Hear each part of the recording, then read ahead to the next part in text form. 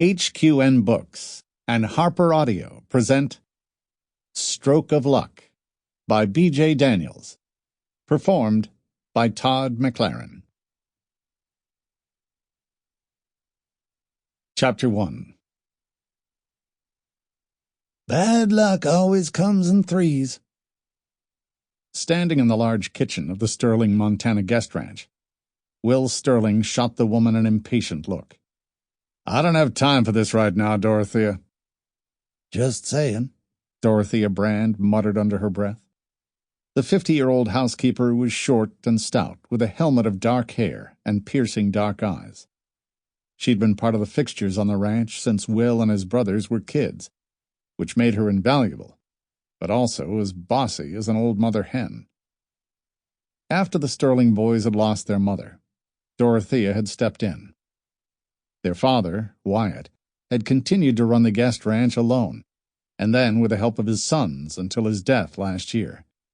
For the first time, Will would finally be running the guest ranch without his father calling all the shots. He'd been looking forward to the challenge and to carry on the family business. But now his cook was laid up with a broken leg. He definitely didn't like the way the season was starting, Will thought, as the housekeeper leaned against the counter, giving him one of her "you're going to regret this" looks, as he considered who he could call. As his brother Garrett brought in a box of supplies from town, Will asked, "Do you know anyone who can cook?" "What about Poppy Carmichael?" Garrett suggested, as he pulled a bottle of water from the refrigerator, opened it, and took a long drink. "She's a caterer now." Will frowned. "Poppy?" An image appeared of a girl with freckles, braces, skinned knees, and reddish-brown hair and pigtails. "I haven't thought of Poppy in years. I thought she moved away." "She did, but she came back about 6 months ago and started a catering business in Whitefish," Garrett said. "I only know because I ran into her at a party recently. The food was really good, if that helps."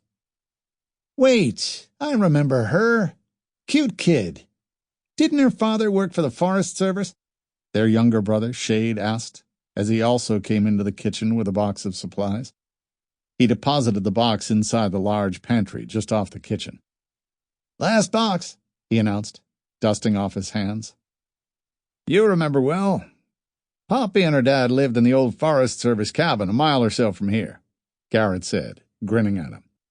"She used to ride her bike over here and help us with our chores. At least, that was her excuse."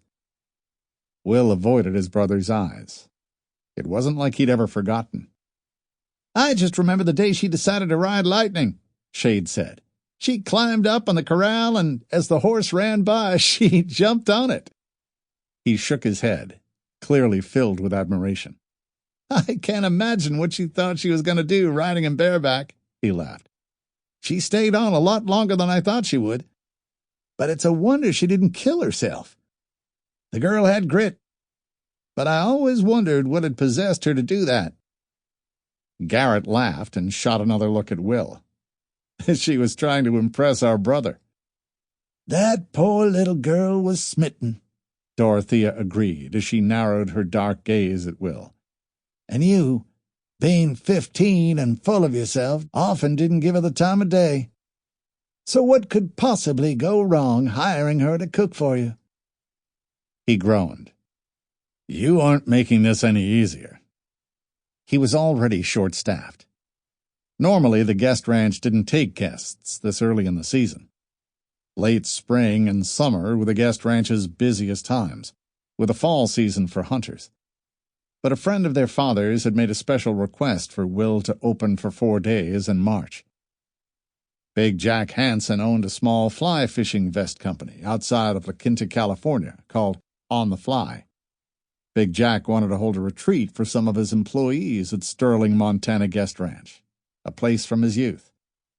He'd been uncompromising on when. Although anxious to get his first season running the guest ranch alone started, Will had tried to talk him out of it, reminding him what the weather could be like this time of the year in the mountains of Montana. Also that they would be short-staffed. which meant that the guests would be making their own beds each day and taking care of the house. Sample complete. Ready to continue?